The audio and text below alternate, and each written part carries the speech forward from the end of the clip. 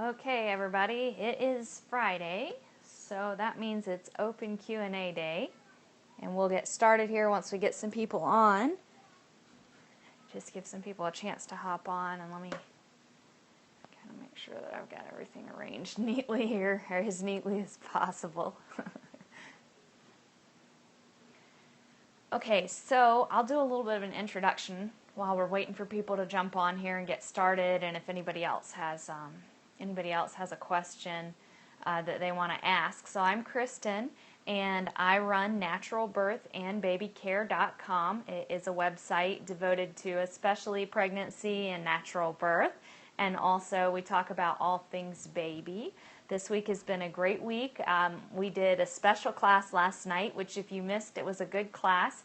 We talked about induction, about the reasons for induction, about what aren't valid reasons for induction, about talking with your care provider about induction, about some myths about induction, and like things like myths of the old placenta and things like that. So that was a fun class. And of course we talked about practical ways to avoid induction and make sure that your baby comes at the right time. If you missed the class, the replay is available now, so you can go ahead and register for that. You can check that out at birthbabylife.com/induction. That's birthbabylife.com/induction. That's a lot of fun. If you want to keep up to date with everything that's going on with natural birth and baby care, or if you want to get a lot of great information on pregnancy and planning for your natural birth, check out trustbirth101.com. That's the little shortcut to the newsletter sign up. So you can sign up and I'll keep you in the news about classes and things. For those of you that were waiting on the podcast, that went live on the website yesterday. So you can check that out, or hopefully your iTunes or your Stitcher apps have already downloaded it.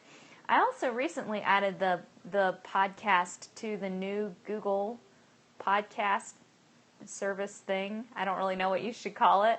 But anyways, I'm not sure if all that's working or not yet. I should really check and see. But if any of y'all are using like a Nexus or an Android phone or something and have tapped into that service, then the Birth, Baby, and Life podcast might be on there. So check that out. Anyways, so today's Friday, so if anybody has a question, we're going to keep it birth, baby. We can do fertility too. Fertility, pregnancy, birth, baby, toddler stuff. Let's keep it mature and not ask the same questions that you might if you were in a high school biology class. But otherwise, I'm open for questions, and we can go ahead and jump into those. Or if nobody's got a question, we can take it. We can take an early afternoon this afternoon. But I'm totally up for questions, so I guess ask away. I'm kind of sitting here thinking, what can I do while I wait on somebody to type in a question? Because unlike on the phone, everybody can see me just sitting here. So I was trying to think if there might be something like a quote or something that I could read from one of my books that's really good. But I don't see anything right off the bat.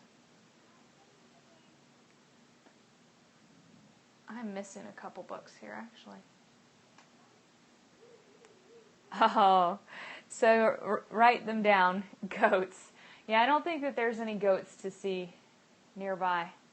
That's my husband, Scott, who suggested the goats, because y'all like looking at our goats, but I don't think they're anywhere nearby. They're probably out front. They're roaming around right now, though, so they might come by. But yeah, let me see if I can think of anything. I did get the article on sunlight that we talked about earlier this week. I got that up on the Scope page, which y'all can check out at naturalbirthandbabycare.com/scope. That article is linked there, or actually it's a study that was done that said babies being exposed to sunlight sleep better, and I was correct. I said on the Scope where we talked about it that I wasn't positive, but I thought it was real young babies, and it was with really young babies. So that's encouraging for those of us who have really young babies who want to get them to sleep. Our Sadie is actually 10 months old now, so she's not really young anymore. This was like little 6-week-old babies. So that was pretty cool. Okay, I can talk about the old placenta. So a lot of people think that that the placenta ages. And when I say that, they think that like it gets too old, like a 40-week placenta is geriatric or something and is going to stop functioning. And that's actually a myth. That's an obstetric myth. So it's not a myth that the placenta can fail. But what's the myth is that that becomes more likely plus 40 weeks, 40 weeks plus, that's what I'm trying to say, that it becomes more likely at that point. So if the placenta is going to fail, it could happen at any point during pregnancy. It's not more likely because you necessarily get to where you're overdue or whatever. So that's a myth. And they also, they see things like calcium deposits and things like that on placentas, and they might say, oh, that's because it's an older placenta. But the reality is that's just things, placental abnormalities that I guess we could say, we say they're abnormalities, but really most of them are benign. And so they're more like, kind of unique markers, sort of like I guess we have freckles and moles and things. And they see those at all points in pregnancy, including, in the 30-week period before you even get up to 40 weeks. And then also another thing is that the placenta won't be able to nourish the baby, or because it's getting old, and then you have what's called quote-unquote post-maturity syndrome, which Dr. John Stevenson has a quote. I actually read it last night, but it's long, so I can't remember it. But he said that when he was in medical school, he was taught that post-maturity syndrome was like, it meant that the baby was going to, look kind of like a shriveled up old man, overdue, kind of wasting away type thing. And the reality is what he found out was with healthy families and with healthy moms and healthy babies, the placenta kept nourishing the baby right on up until the baby was ready to be born, even weeks after what we would consider like, those 10-month mamas who are sitting there hitting 43 and 44 weeks. The baby was really healthy, and the placenta that came out with the baby was really very healthy too. And so what's the problem is that the mom really needs to stay well nourished, and she needs to make sure that she keeps up with baby's energy requirement, but the placenta is really going to keep right on functioning. Another thing that studies have shown is that the babies who tend to have trouble when they go quote-unquote overdue are babies where there was some sort of underlying condition. So for instance, we think about preeclampsia or something like that. And then any problems that you see in the placenta or the baby are probably both related to that underlying condition. It's not the placenta that's having a problem. And then another thing that they've noticed with babies who go post dates and have problems later on, when they go post dates, because out of a pregnancy where the baby goes overdue, it's something for like every 6 babies that have a problem or that there's a stillbirth, there's like 9,994 babies who are just fine. So the vast majority of babies are fine. Those few babies that had a problem, usually, again, it's an underlying issue. And one of the other trends that they've noticed is that those babies are small earlier in pregnancy.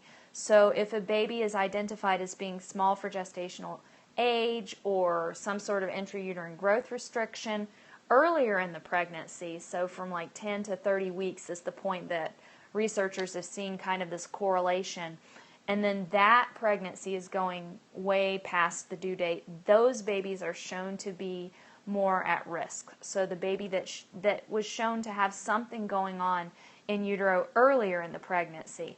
And so if that were the case for a mom, those are the instances where it might make sense to induce as you get farther, past your due date.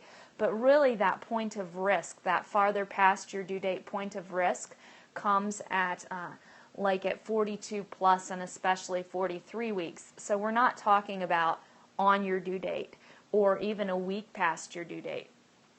Some other, a couple other little tidbits that were interesting. We talked about due dates, and obviously we chatted for an entire hour, so we covered so much.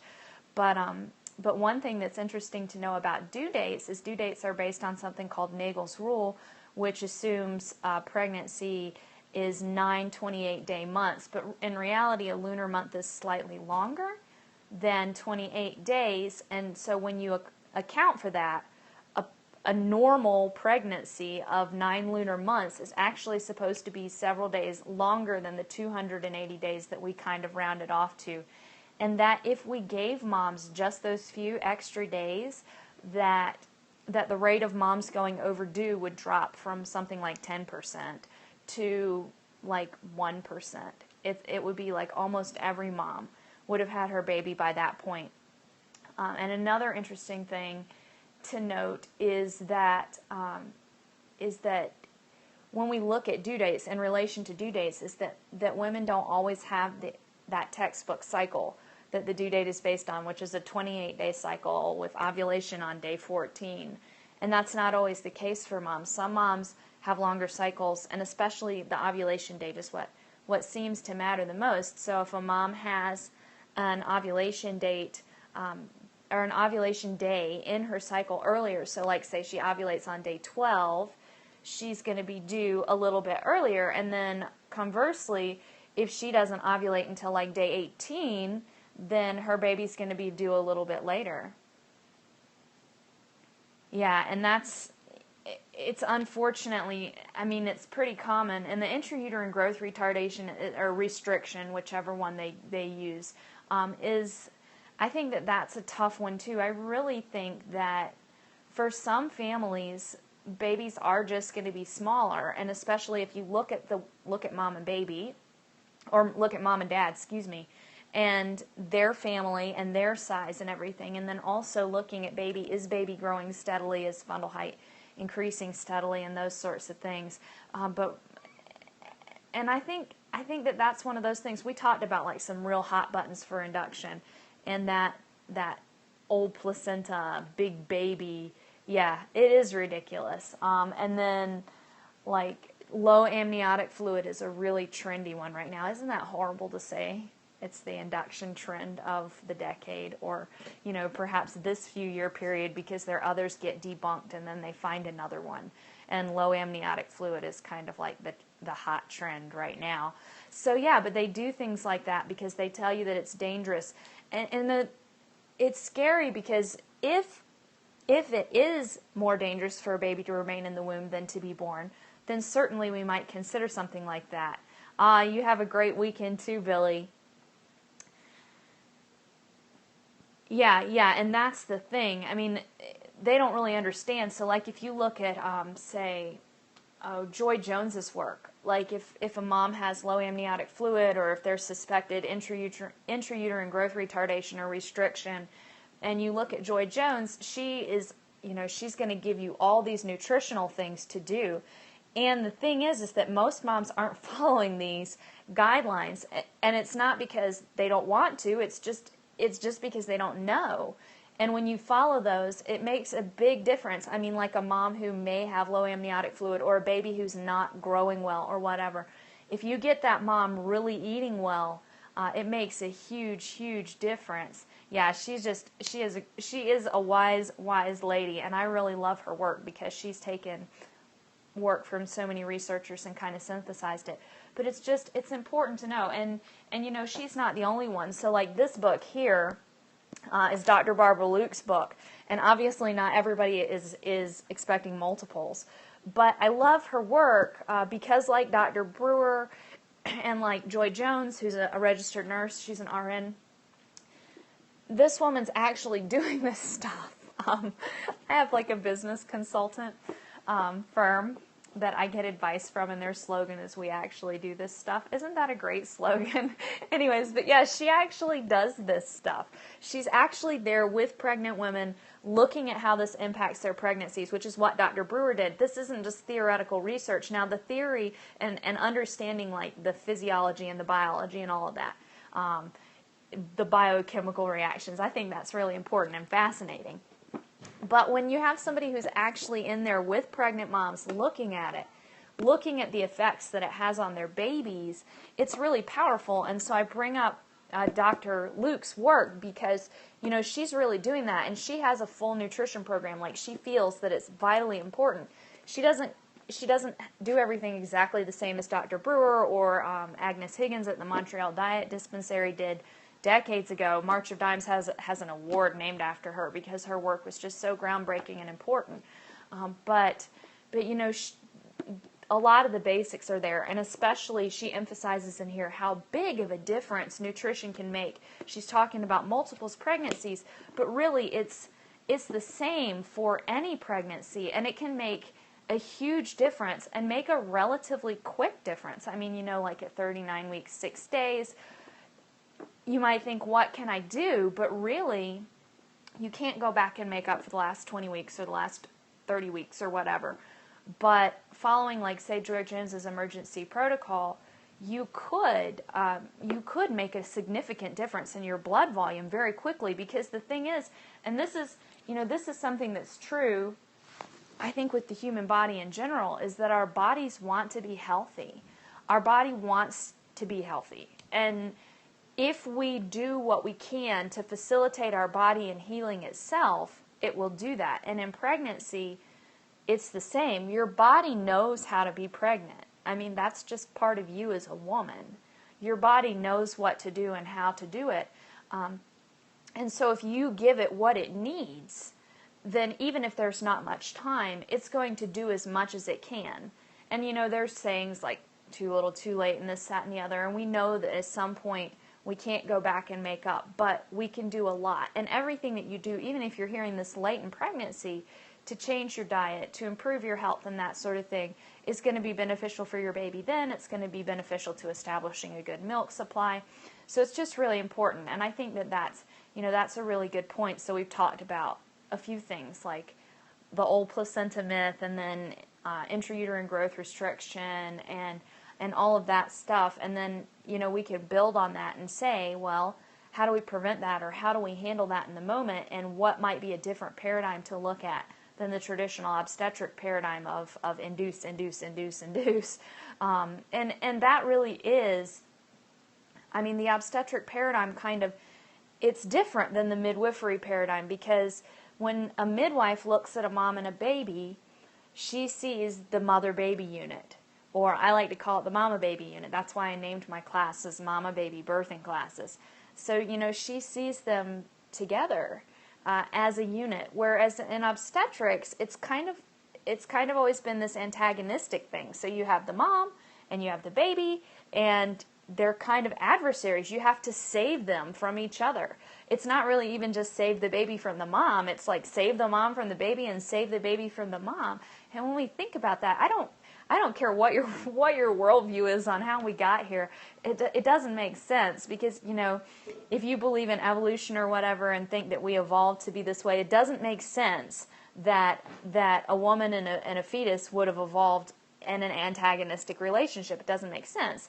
And then if you come from like more of a creation or intelligent design based worldview, it doesn't make sense that the designer would have created these two beings that need to coexist peacefully, not for 9 months, but we're going to assume a breastfeeding relationship here for years, and then continue even to like each other once nursing is done and they still have to be raised up. Who would have designed a dangerous adversarial relationship in that case, be it Mother Nature or an intelligent creator? Personally, I believe that we have an intelligent creator, and I really think it doesn't jive, regardless of what way you look at it, to assume that there's an adversarial relationship, or to assume that birth wasn't meant to work, to assume that mom and baby weren't meant to be in this together, to assume that a woman's body is somehow broken or doesn't know how to do these things, or to assume that, that it's just luck that so many women make it through pregnancy and birth, or it's just bad luck when a woman has a complication. Sometimes there's complications that we can't prevent, but really there are so many things that we can do to prevent complications. And I don't say it to bring guilt. That's always something that I worry about, is maybe moms will feel guilty, especially if they had a complication in a previous pregnancy or a rough birth beforehand. I don't want to bring guilt, but I do want to empower women. And the only way we can be empowered is by giving information. It's like when we think about our little ones, we protect them from a lot of the harsh realities of the world. But as they get older, we know that we can't protect them fully, and we know that the way that we send them off into the world, able to stand on their own 2 feet and perhaps fly with their own little wings is by equipping them with information. And so that's the same thing for pregnant women and babies. You don't protect pregnant women and babies by not talking about things. It's like, I can remember a story, the very first La Leche League leader that I ever had, she was talking about how we have to put breastfeeding into perspective. Like, you can't, she said that she went in and she was just like, oh, well, when we breastfeed, we want to, we can eat anything we want and it doesn't matter and that's all good. And an older, wiser leader told her, just took her aside gently and said, well, that's true, but we do want to encourage good nutrition. And I was so glad to hear that story, because sometimes I feel like they want women to breastfeed, and so it's like, oh, it doesn't matter. Just breastfeed your baby. Nothing else matters, because they're worried that maybe a mom won't breastfeed if she perceives it as being inconvenient. And then I think we get problems like low milk supply, moms who aren't able to breastfeed because they don't know how to take care of themselves. They don't know. And so they're dehydrated and undernourished. And I mean, face it, we're moms, so we're busy. We don't have time to make food, and we don't have time to take care of ourselves. Somebody has to tell you, look, taking care of yourself is taking care of your baby, before we kind of realize that. And I'm totally guilty of it too. So I'm like the pot calling the kettle black here. But I think that we're still at that place with breastfeeding, and especially too with pregnancy and birth, that we kind of want to protect. We want to be super politically correct. And I'm told by some of my European students that this isn't as much the case in Europe as it is in the United States. But here in the United States, we're like totally concerned with being politically correct. And so it's like, you can't offend or hurt a mom's feelings, because then it starts the mommy wars and everything. And sure, there's a grain of truth to that, and sure, women have the right to make the choice and everything, but they need to be given real information, because it's not all just about choice. I mean, there is some evidence behind some of these things, and it's important for moms to know that. Okay, so I kind of got off on a little rabbit trail rant there. Didn't have a lot of questions today, but I'm glad that we got a couple that fueled good discussion, and hopefully that was interesting for y'all. I'm actually about to head to the library now, so I'm looking forward to that. Yes, actually they can. I actually came across an article on that just recently. I'm trying to remember where it was. So they just asked, can a woman who has adopted a baby breastfeed the baby, so start lactating for the baby? And there is, I think actually La Leche League might have a book about that. So that would be a resource to look into, La Leche League International. It's L-A-L-E-C-H-E and then League, La Leche League. Or as my first leader used to tease, La Leche League. But La Leche League is how you actually pronounce it. And they have a lot of good information. But you can stimulate even a woman who's not been pregnant, to produce milk. Now, will you ever be able to produce a full supply of milk for the baby? Maybe not, but you can definitely start to produce some and also have a meaningful nursing relationship with the baby, even if you need to supplement. So I would say start with La Leche League and look at what their resources are for adoptive moms, because I think that that's a wonderful thing. It's definitely something I would consider doing if we were to adopt a newborn or be in the position to adopt a newborn. So I think that's a good question, and there's definitely resources out there. All right, guys and gals, again, I'm about to head to the library, so I think that if nobody else has any questions, I'm going to go ahead and close up for today. And it is Friday, so I hope that everybody has a blessed and peaceful weekend, please. Do check out, even if you missed the live induction class last night, please check out the replay. That's at birthbabylife.com/induction, birthbabylife.com/induction. And I will talk to y'all again on Monday, where we will have more pregnancy, birth, and baby fun, and y'all have a blessed weekend.